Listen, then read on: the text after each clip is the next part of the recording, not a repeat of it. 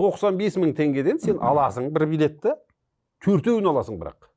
95-ті 4-ке көбейтесің, 400.000 теңге шыға ма? 380.000 теңге. Сонда сен Пафостың ойына да Олимпиакос, мұны сол 4 ойынға да кіре бересің. Абонемент сияқты, короче. Чемпиондар лигасының абонементі ғой, былай 4 билеттен тұрады. Бірақ сен мен Реалды алам, ана Пафосқа қарсы ойында алмаймын деген жоқ. Екеуі бірігіп сатады. Егер сөйтіп алам десең, бірінші саған сатады. Сондай ма? Әрине. Жоқ, бір ойынға да алуға болатын шығар. Болмайды сол. Қой. Мен басқа қаладан келсем ше егер. Жаңағы 15.000 билет осылай сатылады деп отыр. Басқа мемлекеттен келіп отыр. Иә, басқа мықты билет. Басқа қаладан келіп жатыр деген өтпей ондай.